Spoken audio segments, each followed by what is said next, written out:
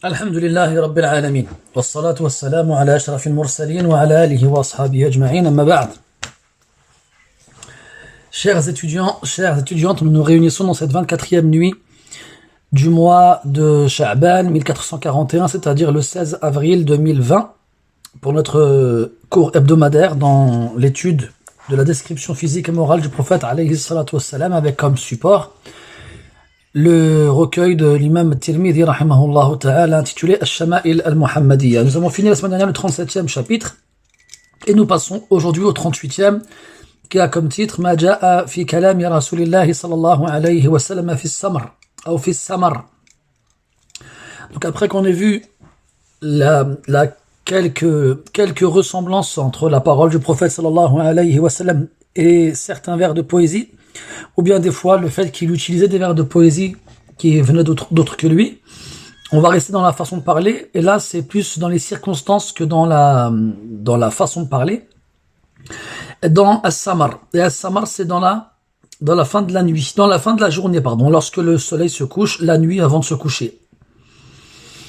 Et ici, ce chapitre-là, il a pour but pas de nous évoquer le fait que le prophète parlait le soir, mais plutôt pour nous montrer à quel point le prophète avait un bon comportement avec ses épouses le soir avant de se coucher, en sachant que surtout le prophète, il avait 11 épouses en même temps, et qu'il passait sa journée à s'occuper donc des affaires de la communauté, et il passait ses nuits avec ses épouses. Il passait pas la journée avec elles, si ce n'est quelques instants ici et là. Donc comme il donnait à chacune d'entre elles le droit qu'elle avait sur lui, et bien le soir, lorsqu'ils se retrouvaient, il leur accordait du temps pour discuter avec elles ou bien pour les écouter parler. Et ça, ainsi on comprend la façon de regrouper cette façon de faire et le hadith où Aïcha radiallahu anha nous dit que le prophète détestait parler après l'Isha. Mais il est important de préciser que c'est lorsque c'était des paroles futiles et sans intérêt. Par contre, quand c'est dans le fait de passer du temps avec sa famille, notamment son épouse, en fin de journée, après une longue journée, où elle est restée seule avec notamment les enfants ou bien s'occuper de la maison, eh bien le soir, il est demandé de lui accorder du temps et de s'intéresser à ce qu'elle peut nous dire. Donc, dans ce chapitre-là, il y a deux hadiths, un assez court, le 253, et le prochain qui est assez long. J'espère qu'on aura le temps de les faire tous les deux aujourd'hui, Inch'Allah ta'ala. قال رحمه الله تعالى حدثنا الحسن بن الصباح البزار قال حدثنا أبو النضر قال حدثنا أبو عقيل الثقفي عبد الله بن عقيل عن مجالد عن الشعبي عن مسروق عن عائشة رضي الله عنها قالت حدث رسول الله صلى الله عليه وسلم ذات ليلة نساءه حديثا فقالت امرأة منهن كان الحديث حديث خرافة فقال صلى الله عليه وسلم أتدرون ما خرافة إن خرافة كان رجلا من عذرة أسرته الجن في الجاهلية فمكث فيهم دهرا ثم ردوه إلى الإنس فكان يحدث الناس بما رأى فيهم من الأعاجيب فقال الناس حديث خرافة. Dans ce hadith-là, Aïcha radiallahu anha nous informe que le prophète sallallahu alayhi wa sallam discutait une nuit avec ses épouses. Donc elle a dit nisa'ahu, ce qui indique qu'il est permis et possible pour le polygame de passer une soirée avec toutes ses épouses en même temps, ce que le prophète faisait sallallahu alayhi wa sallam assez souvent. Il se retrouve avec elles tout ensemble. Il y a beaucoup d'ahadiths qui font référence à cela. Et ça ne veut pas dire que les femmes de l'époque n'étaient pas jalouses. Bien au contraire, elles étaient jalouses. Mais elles avaient compris que leur jalousie ne devait pas les empêcher d'accepter ce qu'Allah avait légiféré. Donc, il s'est assis avec ses épouses et il discutait avec elles. Il leur parlait. Et il leur a dit donc une chose. On ne sait pas de quoi il s'agit. Mais il y en a une d'entre elles. فَقَالَتِ امْرَأَةٌ مِّنْهُنَّ. Il y a une des femmes qui a dit كَأَنَّ الْحَدِيثَ حَدِيثُ خُرَافَةٍ. C'est comme si cette parole que tu viens de nous dire est ressemblée à la parole de khurafa. Et en fait ici il faut savoir que c'est une expression. Ici on ne vise pas le sens littéral de la phrase, mais c'est plutôt une expression. C'est-à-dire que les Arabes de l'époque, lorsqu'on leur parlait d'une chose extraordinaire, incroyable, ils disaient hada hadith khurafa, soit pour mettre en évidence le caractère extraordinaire du propos, ou soit des fois pour dire t'abuses, pour faire référence comme quoi c'est trop gros pour qu'on puisse le croire. Et bien entendu, il est impossible qu'une des épouses du prophète l'emploie dans ce sens-là. C'est donc ici que c'est pour exprimer son étonnement face au contenu de la parole du prophète alayhi salatu wassalam. Donc c'était une expression que les gens employaient sans vraiment connaître l'origine. Et là le prophète leur a dit atadruna ma hadith ma khurafa, savez-vous ce qu'est khurafa, ce terme-là qu'on emploie dans cette expression hadith ou khurafa. Donc on n'a pas la réponse, mais on imagine qu'il ne le savait pas. Alors il a dit inna khurafata kana rajulan min udhra, c'est-à-dire que khurafa c'était le nom d'un homme qui appartenait à la tribu de Udhra, qui est une tribu qui vient du Yémen et qui est réputée et connue pour les tribus parmi les tribus du Yémen.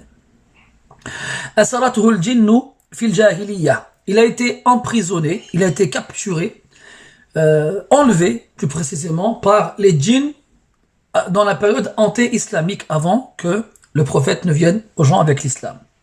Il a été enlevé par les djinns. Et ça, c'est une chose dans laquelle les Arabes d'avant l'islam croyaient. Ils croyaient aux djinns et ils croyaient aussi que les djinns enlevaient les gens. Et c'était une chose qui arrivait souvent avant l'islam parce que les gens étaient des associateurs polythéistes, ils ne connaissaient pas la façon de se protéger des djinns. Donc, ils étaient souvent victimes d'enlèvement des djinns. Il est resté chez eux un certain temps. Et donc, Khurafa, après avoir été enlevé par les djinns, ils l'ont emmené chez eux et il est resté parmi eux longtemps. Puis, après une certaine période, ils l'ont rendu aux êtres humains. Ils ne l'ont pas gardé parmi eux, ils l'ont rendu aux êtres humains. Et donc, Khurafa, après être revenu chez les êtres humains, il racontait aux gens ce qu'il avait vu comme chose extraordinaire lorsqu'il se trouvait chez les djinns. Et les gens disaient, alors pour nommer les propos de Khurafa, hadithu Khurafa. Ça, c'est la parole de Khurafa. Et avec le temps, cette expression, elle était employée, soit, comme je vous l'ai dit, pour désigner une parole extraordinaire, quelque chose qui sort de l'ordinaire, ou bien soit c'était pour faire comprendre à la personne qui nous raconte une chose trop grosse à croire, là tu vas trop loin. Comme on dirait en bon français, il faut pas prendre les vessies pour des lanternes. Ala kulli hal, voilà, c'était une expression qui a été employée dans ce sens-là. Et là, le prophète, sallallahu alayhi wa sallam, il a raconté cela à ses épouses une nuit. Donc le hadith a dit hadithu haddatha rasulullahi dhata laylatin, une nuit. Et là, c'est après l'Isha. Donc il a passé un moment avec ses épouses à discuter avec elles et à leur raconter des histoires.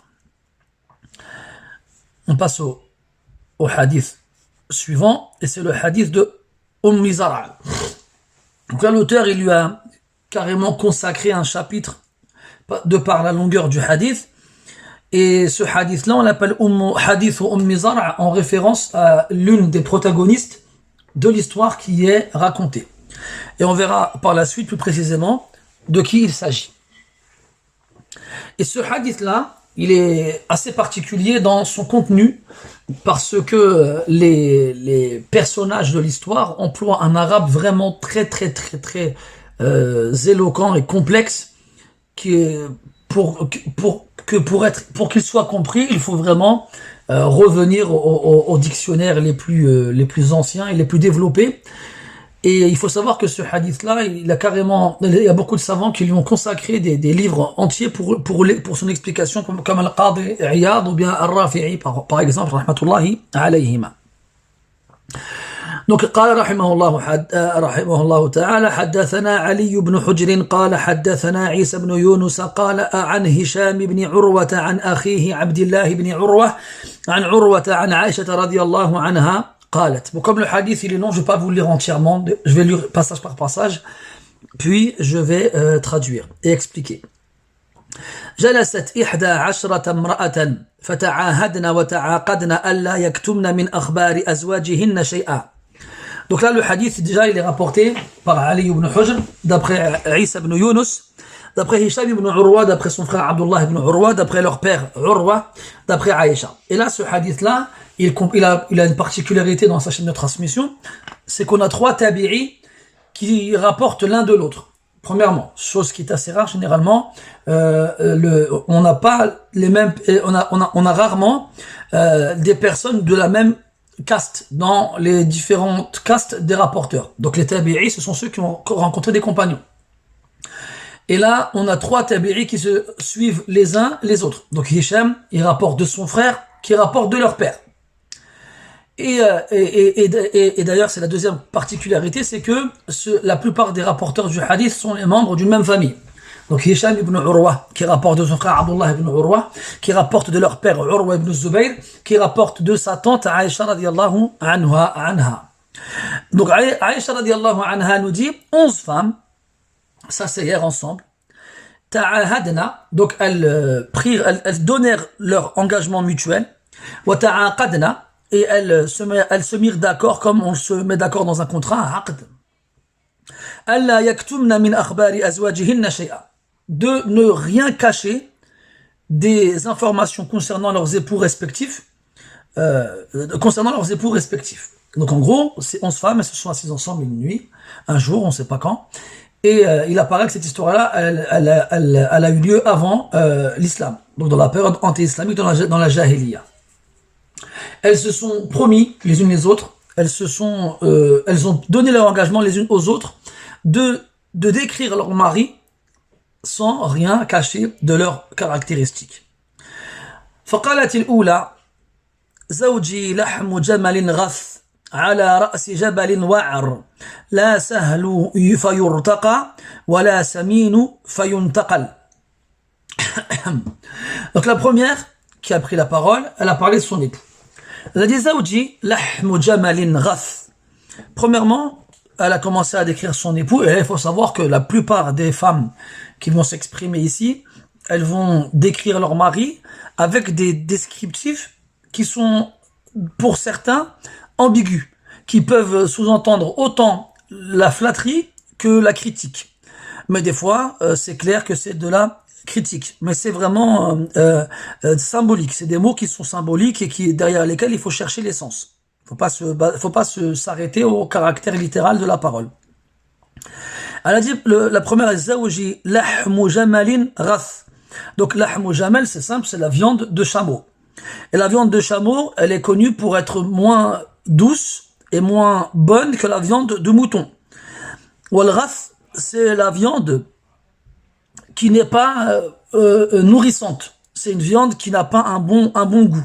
Donc ici, elle a comparé son époux comme ressemblant à de la viande de chameau de mauvais goût. Ça veut dire quoi? Que c'est quelqu'un avec qui on ne veut pas être. C'est quelqu'un avec qui on n'a pas envie de discuter. C'est quelqu'un qui ne nous apporte rien d'utile. Puis elle a dit ensuite, et c'est aussi quelqu'un de dur, parce qu'il est connu que la viande de chameau, elle est dure à couper et elle est dure à mâcher. Contrairement à la viande d'agneau qui, elle est tendre et facile à mâcher et à avaler. Donc c'est quelqu'un de dur, au mauvais comportement, quelqu'un avec qui on ne veut pas rester ni discuter, et quelqu'un qui n'apporte aucun intérêt. Ala ra'si jabalin wa'ar. Et cette viande-là de chameau qui n'apporte aucun intérêt, on la trouverait au sommet d'une montagne difficile à gravir. Difficile à gravir. Donc non seulement c'est une viande qu'on n'a pas envie de manger, une viande de mauvaise qualité, mais en plus cette viande-là, on la trouve pas à proximité, mais on la trouve le plus loin possible et on l'obtient de la façon la plus difficile possible. C'est-à-dire sur le sommet d'une montagne difficile à gravir. Et là, ça veut dire que c'est quelqu'un qui est difficile d'être atteint. C'est quelqu'un ça fait référence à son avarice. C'est quelqu'un qui ne veut pas donner. Quelqu'un chez qui il est difficile d'obtenir quelque chose. ثم قالت لا سهل فيرتقى ولا سمين فينتقل. Ce n'est pas une pente facile à gravir, une montée, donc de la montagne en question. Là, ici, elle fait référence à la montagne. Ce n'est pas une montagne qu'il est facile d'escalader, comme ce n'est pas une viande grasse qu'on a envie de transporter. Donc, ni il est intéressant en lui-même, ni les façons de l'atteindre sont faciles. Donc, c'est quelqu'un qui est dur, quelqu'un qui est difficile, quelqu'un qui est de mauvaise compagnie, quelqu'un qui s'éloigne, et quelqu'un de qui on ne peut pas obtenir quoi que ce soit d'utile. قالت الثانية, la seconde prend la parole. زوجي لا أبث خبره إني أخاف ألا أذره إن أذكره أذكر عجره وبجره. Donc la seconde, elle prend la parole en disant Zawji la abuthu khabara. Moi, mon mari, donc il y a deux façons ici, il y a deux versions. Je vous ai lu la première. Dans l'autre, c'est la uthiru khabara, même si ça a le même sens. Yani, je ne vais pas vous parler de lui. Je ne vais pas vous divulguer ses informations personnelles. Je ne vais pas propager ses caractéristiques. Pourquoi? Elle le précise après. Inni akhafu alla adhara, parce que j'ai peur de ne pas m'arrêter. J'ai peur de ne pas le laisser. Donc là, en fait, ça a deux sens possibles. Soit elle a peur de ne rien laisser. Il y a tellement de choses à dire qu'elle va commencer sans jamais s'arrêter. Elle va rien laisser des défauts de son époux, qui sont que ce soit les défauts apparents ou les défauts cachés. Elle ne va rien laisser. Et l'autre sens possible, inni akhafu alla adharah, j'ai peur de ne pas le laisser, c'est-à-dire j'ai peur qu'il me divorce. J'ai peur que si je vous parle de lui et qu'il l'apprenne, il me divorce. Mais le premier sens a l'air plus plausible, c'est qu'elle ne veut pas leur parler de son mari, parce qu'elle a peur que si elle commence, elle pourra jamais s'arrêter tellement il a des défauts et tellement elle a des choses à dire sur lui. Indique cela la fin de sa parole, in adhkurhu adhkur ujarahu wa bujara.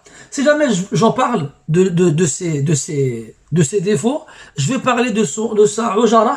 Et l'ujara, c'est une des veines qui gonfle lorsqu'on se met en colère.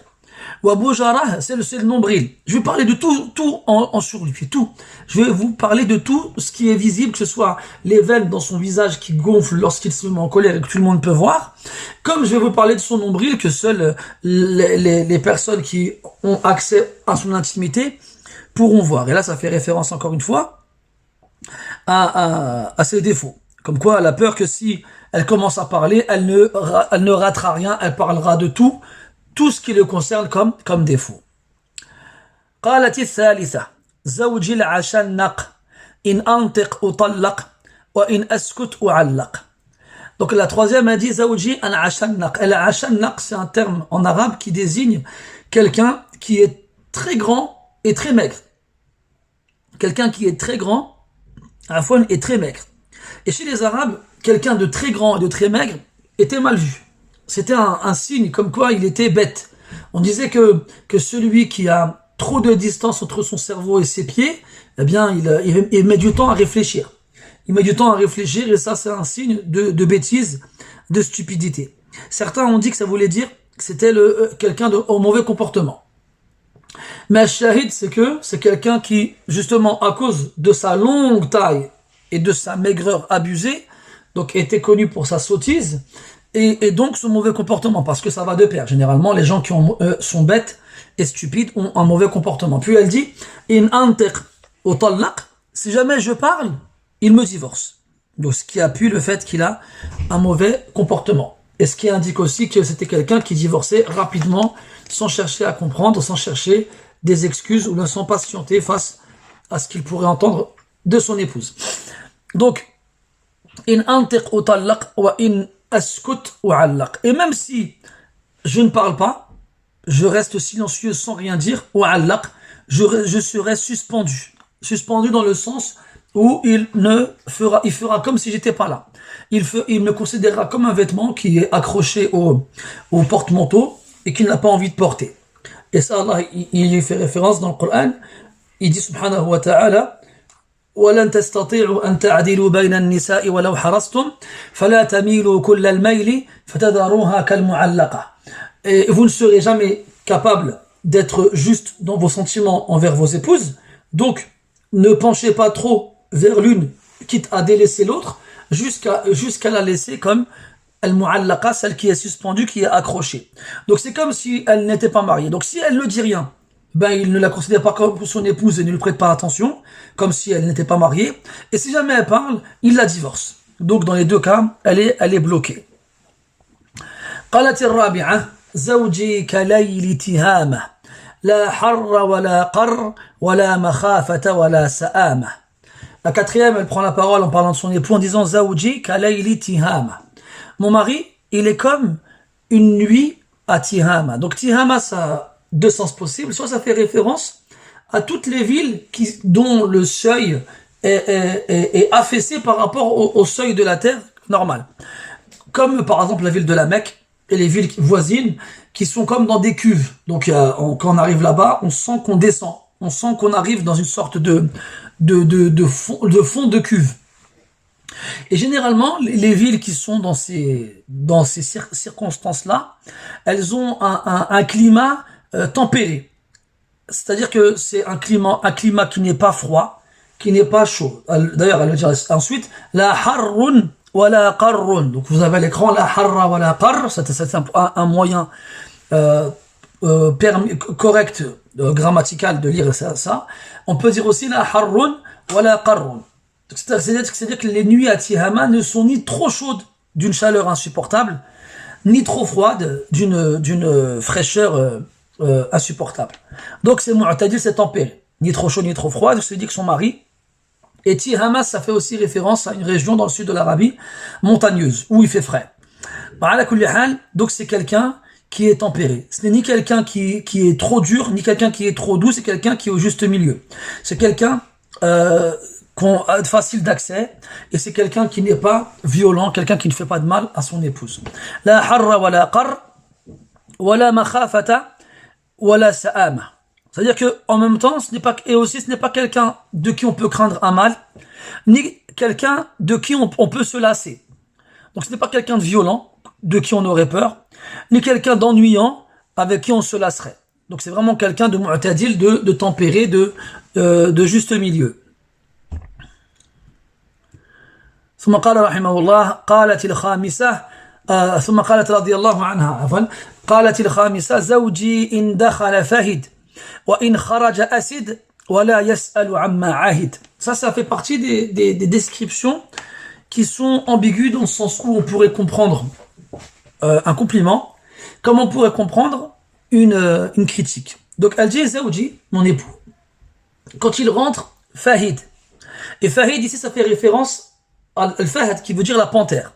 En gros, elle se comporte comme une panthère. Et la panthère, chez les Arabes, on peut s'en servir pour décrire quelque chose de positif, comme on peut s'en servir pour décrire quelque chose de négatif. Donc la panthère, c'est un animal qui est connu pour sa pudeur.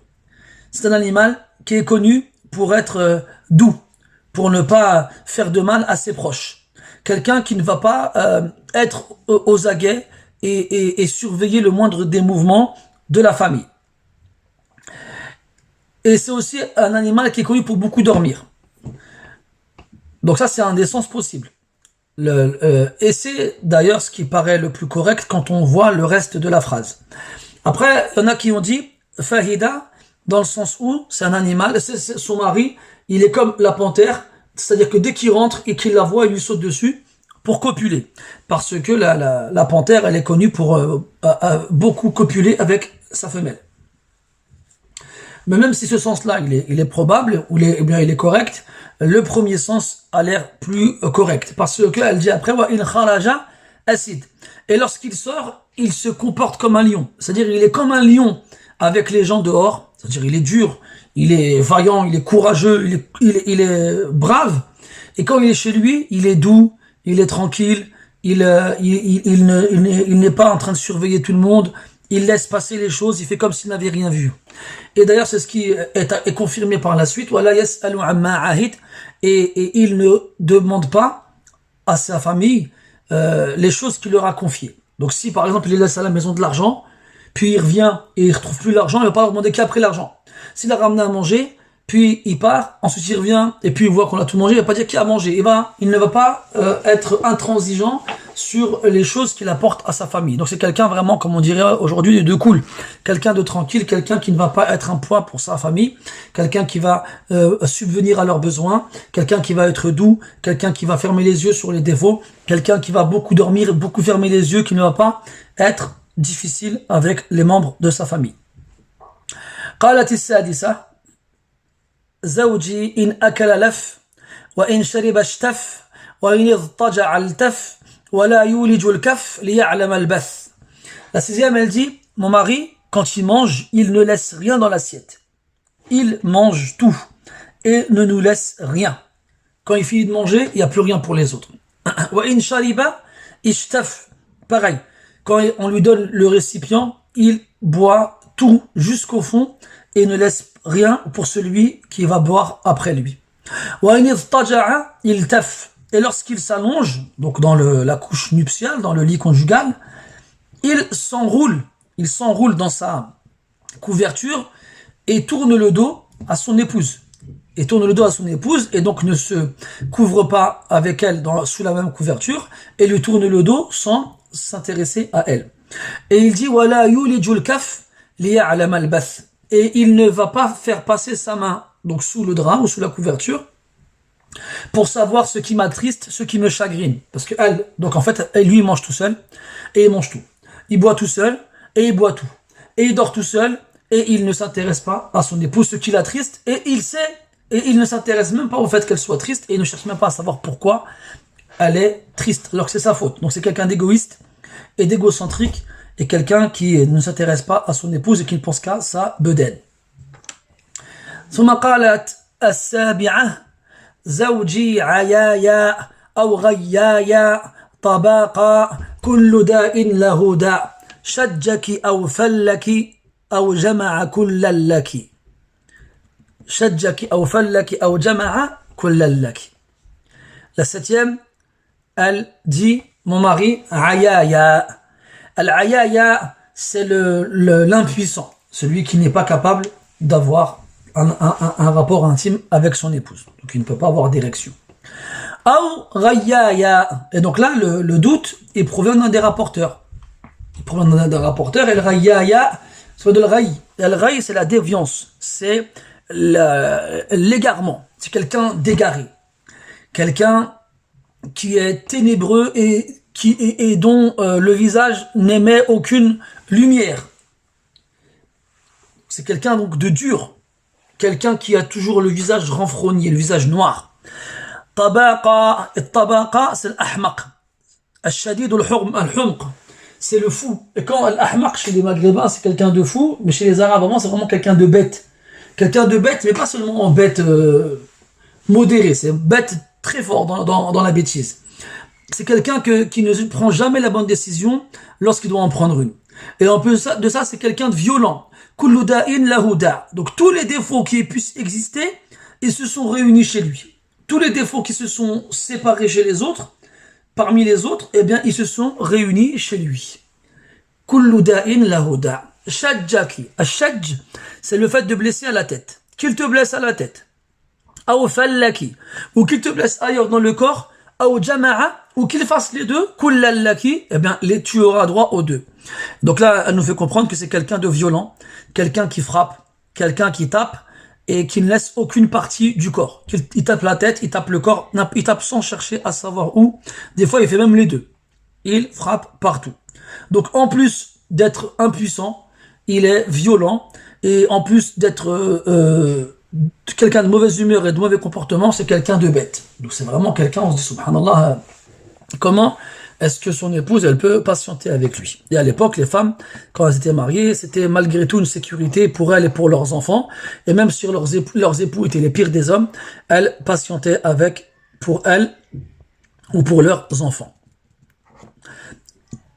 قالت الثامنة زوجي المس مس أرنب والريح ريح زرنب. La huitième, elle a dit, mon mari, moi, quand il touche comme le lapin.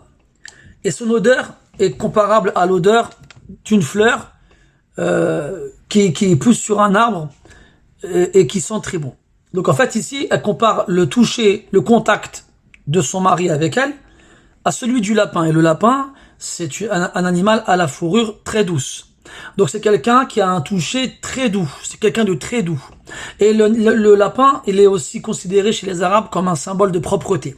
Donc c'est quelqu'un de très doux et quelqu'un d'élégant, qui fait attention à son apparence, quelqu'un qui est propre, quelqu'un de qui on ne sent pas de mauvaise odeur et qui a des beaux vêtements. Et en plus de ça, c'est quelqu'un qui se parfume. Warrihu rihu zarnab. Je dis zarnab, c'est le nom d'une fleur qui pousse sur un arbre et qui sent très bon. Donc c'est quelqu'un qui fait attention à son apparence physique, qui se parfume, qui met des beaux vêtements, qui est propre, et c'est quelqu'un qui a un contact doux avec son épouse, que ce soit un contact physique ou bien un contact dans la façon de discuter avec elle. Donc c'est quelqu'un de bien. قالت التاسعة زوجي رفيع العماد طويل النجاد طويل النجاد نعم عظيم الرماد قريب البيت من الناد. Alors la neuvième, elle parle de son époux en disant زوجي رفيع العماد. Al-imad, ce sont les piliers qui sont élevés. Et là ça fait référence aux piliers qui portent le toit de sa maison, comme quoi le toit de la maison il est élevé par rapport au sol. Et généralement ça veut dire que c'est une maison qui est grande, une maison qui est large. Et les maisons qui sont grandes et les maisons qui sont larges, elles le sont généralement pour accueillir le plus d'invités possible, parce que les Arabes étaient connus pour leur hospitalité. Et plus on invitait, plus on faisait honneur à ces invités, et plus on était respecté parmi les Arabes. Rafi'ul imad. Donc ça fait référence au fait que sa maison est grande, comme les maisons des gens nobles et riches, et qu'elle accueille beaucoup d'invités. Donc al-nijad, c'est le fourreau dans lequel on range l'épée. Et ce fourreau-là, il est grand. Et qui dit un fourreau grand, dit une grande personne. Donc ça, c'est pour dire que c'est quelqu'un qui est grand, et dont le fourreau de l'épée est grand aussi. Et ça peut vouloir dire aussi que c'est quelqu'un qui a une grande épée, et donc c'est quelqu'un qui est connu pour avoir de l'audace et du courage dans la bataille. Donc c'est quelqu'un de vaillant, de courageux, de brave sur le champ de bataille, tout en étant quelqu'un de riche, de raffiné et de noble. Azim al-ramad. Al-ramad, c'est les cendres. C'est quelqu'un chez qui il y a beaucoup de cendres. Donc qui dit cendre dit feu. Qui dit feu dit repas, dit festin, dans lequel on fait cuire la viande que l'on propose aux invités. Donc c'est quelqu'un, en plus d'être riche, d'être noble, d'être courageux, c'est quelqu'un de généreux, qui invite beaucoup et qui donne à manger beaucoup.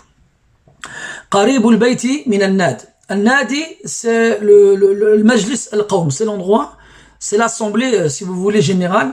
Donc dans chaque ville, il y avait une assemblée, une assise dans laquelle se réunissaient les gens les plus importants pour parler des affaires propres au village.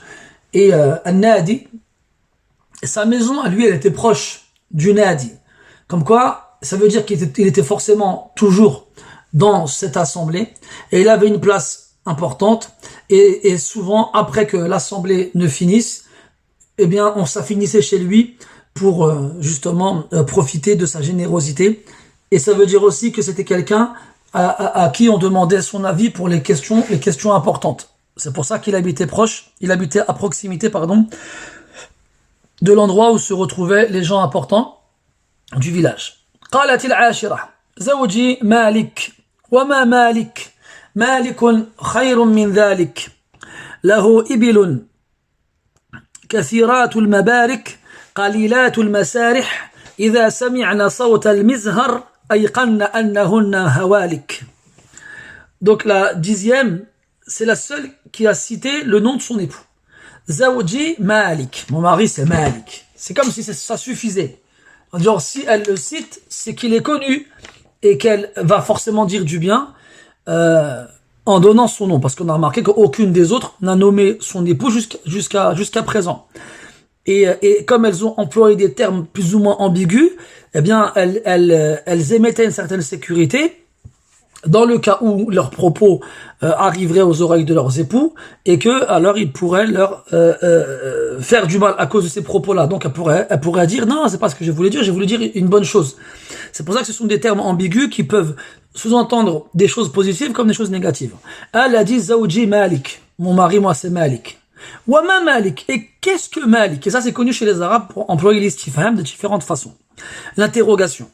Donc il y a l'interrogation de base, c'est ne pas savoir quelque chose et demander pour connaître la réponse. Puis on a al-istifham al-inkari, une interrogation qui a pour but d'exprimer un reproche. Puis on a l'istifham at-ta'ajjubi. Et il y a l'interrogation qui a pour but d'exprimer un étonnement. Et ici, l'istifham at-ta'zimi wa at-tafkhimi.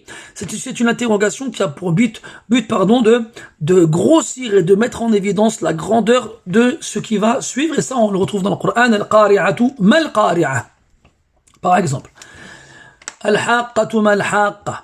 إلى آخره. وما مالك مالك خير من ذلك. Malik, il est meilleur que cela.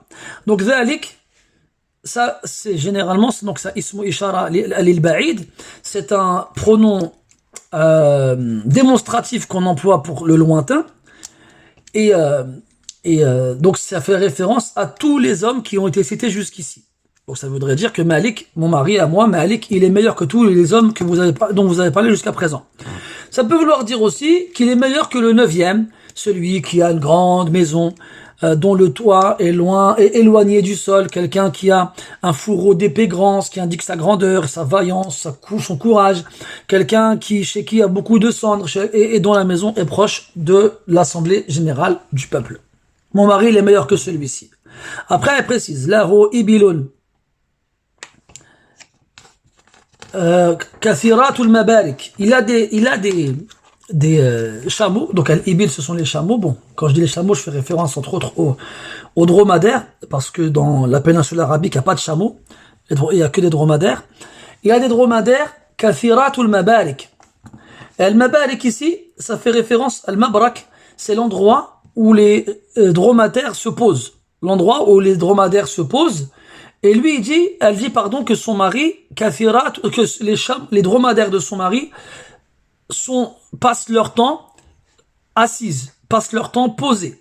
C'est pas des dromadaires que l'on va sortir, qui vont voyager, qui vont aller loin de chez lui pour paître. Non. Ce sont des dromadaires qui restent à proximité et pour lesquels, la plupart du temps, ils restent posés, assis et ne vont pas loin. Et elle va expliquer pourquoi par la suite. Qalilatu al-masarih. Et donc, al-masarih, c'est jam'u masrah. Ce sont des animaux, des dromadaires que très peu on sort pour qu'ils aillent paître, pour qu'ils aillent se nourrir avec la végétation avoisinante. Donc ils restent beaucoup dans leurs enclos, immobiles, sans se déplacer. Et c'est rare, quand ils sortent peu pour se nourrir. Pourquoi? Lorsque ces dromadaires entendent le son de al-mizhar c'est un instrument de musique. Soit c'est un tambour de forme carrée, soit c'est une sorte de guitare. Et bien entendu ici, comme on parle de l'époque avant l'islam, il n'y a pas en cela une quelconque preuve de l'autorisation d'utiliser ce genre d'instrument. Bien au contraire, cela est interdit.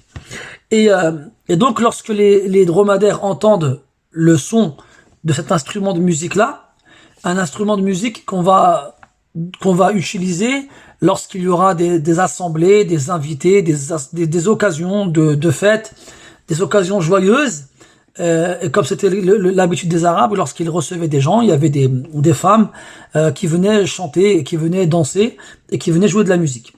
Eh bien, lorsque les dromadaires entendaient le son de cet instrument-là, ils savaient alors certainement qu'ils étaient fichus, qu'ils allaient mourir.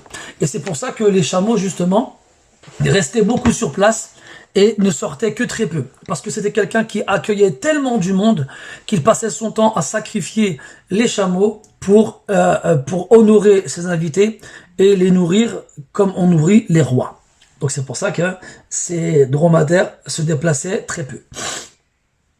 قالت الحادية عشرة زوجي أبو زرع وما أبو زرع. Donc là on passe à la 11e, c'est la dernière des 11, et elle va parler de son époux.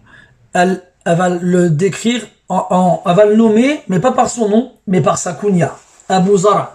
On a dit que ce hadith-là s'appelle hadith Ummi Zara. Et Zara, ça fait référence à ce que l'on va récolter, ou plutôt ce que l'on va semer, Zara.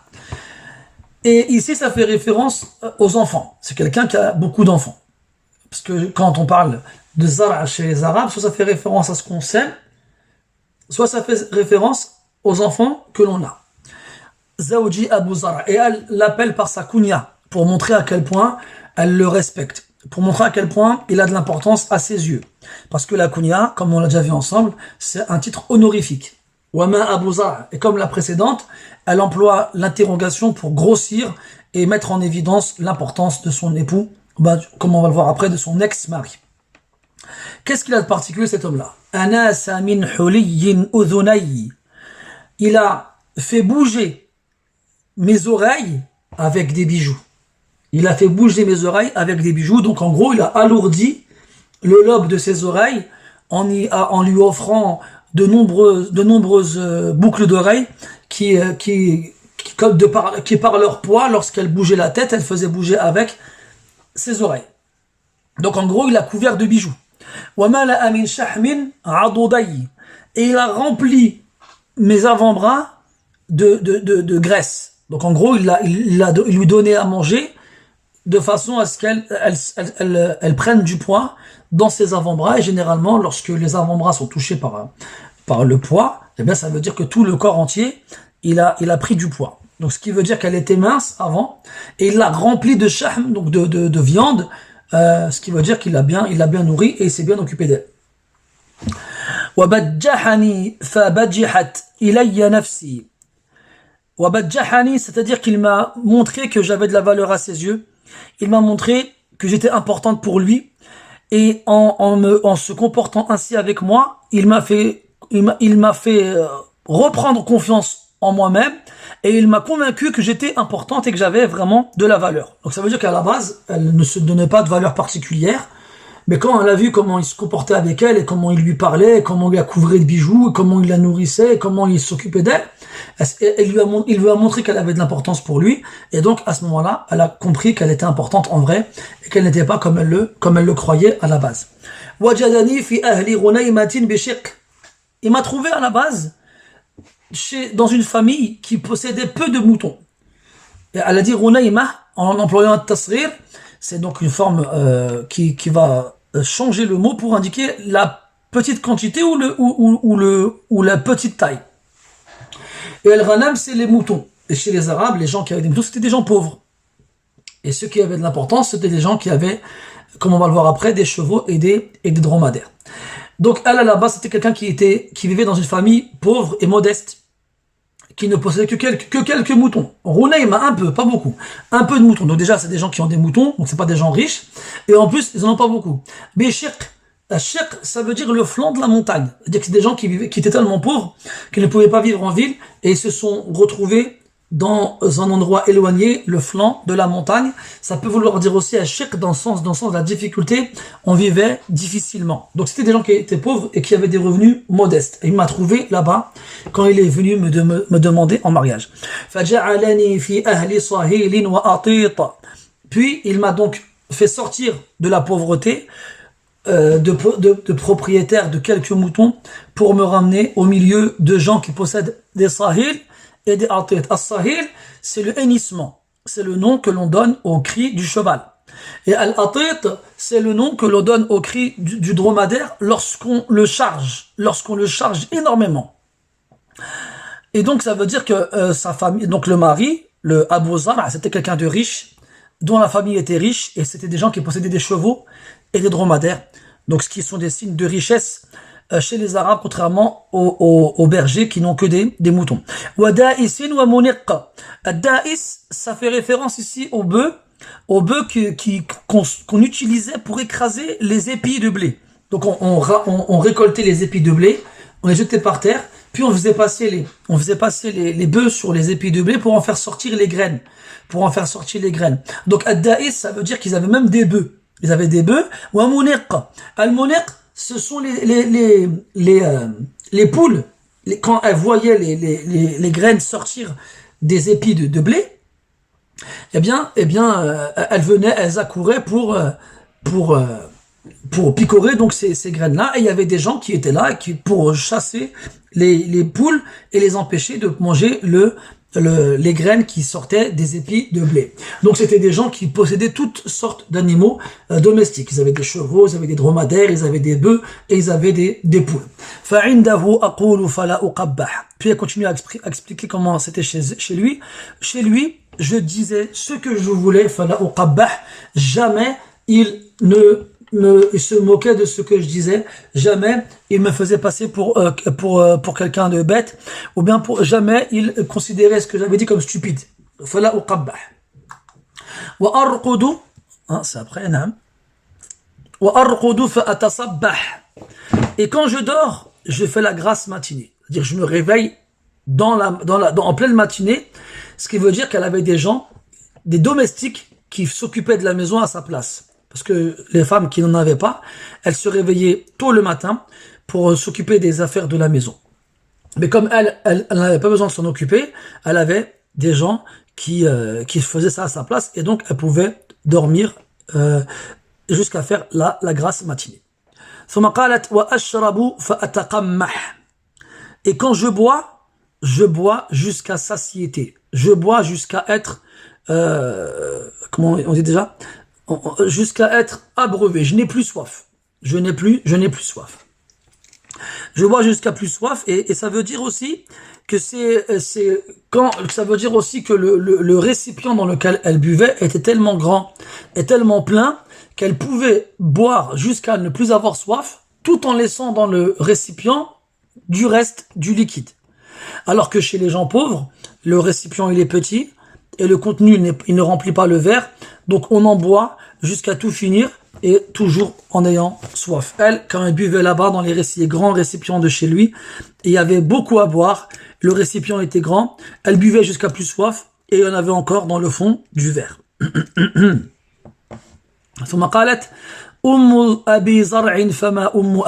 Donc là, elle n'a pas seulement parlé de son ex-mari, elle a même parlé de sa belle-mère. Et là, c'est quelque chose de particulier parce qu'il est connu que la plupart, pas toutes, heureusement, mais beaucoup de femmes ont des conflits avec leur belle-mère. Même certains savants disent que c'est limite naturel. Donc parce qu'il y a une sorte de jalousie qui s'installe, notamment de la part de la mère envers l'épouse de son mari, de son fils. Et donc souvent, il y a des animosités entre la belle-mère et la belle-fille. Mais elle, pourtant, elle a été divorcée, comme on va le voir par la suite. Elle continue à vanter les mérites de cette belle-mère qu'elle avait. Abi Zar', la mère de Abu Zar'. Qu'est-ce que la mère de Abu Zar'? Ukumuha radah. Al-ukum, ce sont des sacs, des récipients qui servent à contenir toutes sortes de choses. Et ce sont généralement des récipients que l'on met sur le dromadaire pour soit aller faire les courses et donc remplir, ou bien pour voyager. Al-Muhim, les sacs qui contiennent ses affaires, sa marchandise, ou ce qu'elle possède, ou sa nourriture, radah, ils sont énormes. Ils sont énormes, ils sont lourds et ils sont pleins. Ils sont énormes, ils sont lourds et ils sont pleins. Donc ça veut dire qu'elle était quelqu'un de riche et qui possédait beaucoup de choses. Et sa maison, elle est vaste. Elle a une maison énorme, une grande maison. Puis elle passe au fils de Abu Zar'. Donc elle a parlé d'Abu Zar', elle a parlé de sa mère, elle passe à son fils. Ibn Abi Zar', fama ibn Abi Zar'. Le fils d'Abu Zar'. Qu'est-ce que le fils d'Abu Zar'? Madja'uhu kamasal li shatbah. Wa tushbi'uhu dhira'u al-jafra. Donc son fils, c'est quelqu'un dont le lit est fin comme les feuilles des branches de palmier. Vous avez sûrement déjà vu des palmiers. Quand vous avez la branche de palmier, vous avez sur les côtés des petites feuilles, enfin petites, je veux dire fines et longues. Eh bien, le lit du fils de Abu Zar' ressemblait à cette tige-là de la feuille qui était arrachée à la branche du palmier, dans sa longueur et dans sa minceur. C'est quelqu'un qui était mince et qui se contentait de peu, qui n'avait pas besoin de grand chose, malgré le fait que son père et sa grand-mère étaient des gens riches et aisés et qui possédaient de toutes choses. Lui, c'était quelqu'un de simple, qui se contentait de peu. Il était maigre, il était quelqu'un qui n'avait pas besoin de grand chose. Donc son lit ressemblait à la feuille du palmier. Et c'est quelqu'un qui était rassasié par l'épaule du petit agneau. Donc l'agneau, il est petit déjà, à la base, et son épaule, elle n'est pas très grande, il n'y a pas beaucoup de viande dedans, mais lui, on lui donnait ça, c'était suffisant pour le rassasier, il n'avait pas besoin de plus que cela. Donc ce n'est pas quelqu'un qui voyait son père riche avec tout ce qu'il voulait et qui en profitait jusqu'à être obèse et à passer son temps à manger, à se vautrer dans des grands lits. Non, c'était quelqu'un malgré la richesse de sa famille qui était simple et qui se contentait de peu. Après, passe à la fille de Abu Zar'a, et quand on parle du fils et de la fille d'Abu Zar'a, ce n'est pas ses enfants à elle. Ça veut dire qu'Abu Zar'a, il a eu des enfants avec d'autres femmes. Fama bintu Abi Zar'a. La fille de Abu Zar'a, qu'est-ce que la fille d'Abu Zar'a? Taw'u abiha wa taw'u ummiha. Elle obéissait à son père et elle obéissait à sa mère. Et pourquoi est-ce qu'elle a répété 2 fois taw', donc dans l'obéissance? Ça veut dire que chaque obéissance était indépendante l'une de l'autre. C'est-à-dire qu'elle obéissait autant à son père qu'elle obéissait à sa mère. C'est pas elle obéissait à ses 2 parents dans des ordres communs. Tous les ordres que son père lui donnait, elle y obéissait, et tous les ordres que sa mère lui donnait, elle lui obéissait. Et c'était une femme qui remplissait ses vêtements. Donc c'était une femme bien en chair, qui était un signe de beauté chez les Arabes de l'époque. Et elle provoquait la colère de sa voisine, si on traduit littéralement, mais en fait ici ça fait référence à sa coépouse, parce qu'on appelait la coépouse al-jarra. Al-jarra et ad-dirra plus précisément. Donc elle était mariée à un homme qui avait une autre femme, et elle était tellement belle, et tellement riche, et tellement raffinée, et tellement bien en chair, qu'elle provoquait, qu'elle créait la jalousie de sa coépouse. Puis elle nous parle de l'esclave, la domestique d'Abu Zar'a. جارية أبي زرع فما جارية أبي زرع لا تبث حديثنا تبثيثا. L'esclave d'Abu Zar'a, sa domestique qui s'occupait des affaires intérieures, comment était-elle? Elle ne répandait pas, elle ne propageait pas nos discussions n'importe où. C'était quelqu'un qui savait garder le secret, qui ne trahissait pas les secrets de la famille. Wala tanquthu miratana tanqitha. Donc on peut dire tanquthu, on peut dire tunqithu, on peut dire tunaqithu aussi.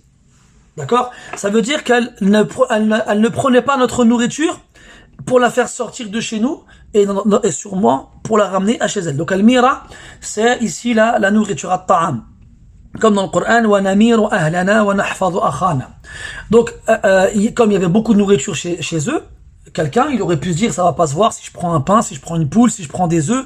Il y en a tellement que ça va passer inaperçu. Mais non. Elle, malgré cela, elle ne prenait rien de chez nous pour le ramener chez elle, à sa famille. Elle était quelqu'un de confiance, à qui on pouvait faire confiance.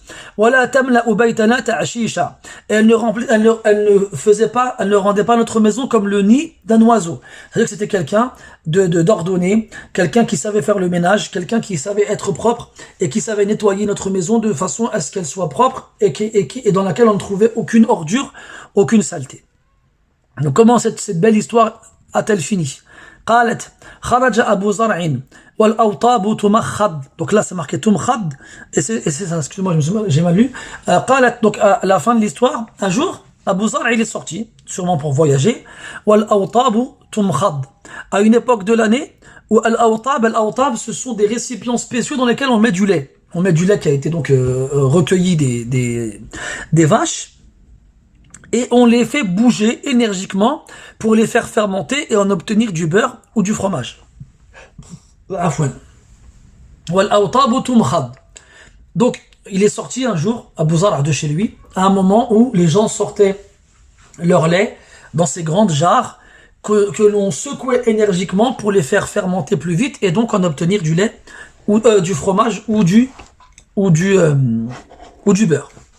فلقي امرأة معها ولدان لها. Et là, il a rencontré une femme parmi celles qui sortaient leur lait pour le fermenter, qui avait avec elle 2 enfants. À elle. كالفهدين يلعبان من تحت خصرها. 2 enfants كالفهدين. 2 enfants comme 2 petites panthères. Parce qu'ils sautaient partout et qu'ils étaient énergiques comme les petites panthères. Yal'aban, et qui s'amusaient, min tahti khasriha bi rummanatayn, et qui jouaient sous ses hanches avec 2 grenades. Donc en fait, comme je vous l'ai dit, Les femmes, elles sortaient leur récipient, leur jarre pour faire monter le lait, et elles les secouaient énergiquement, ce qui demandait de l'effort. Et donc cette femme-là, en l'occurrence, elle avait avec elle 2 enfants, un à chacun de ses côtés, un à sa droite et un à sa gauche. Et comme elle venait de secouer énergiquement son récipient, elle s'est allongée sur le dos pour se reposer.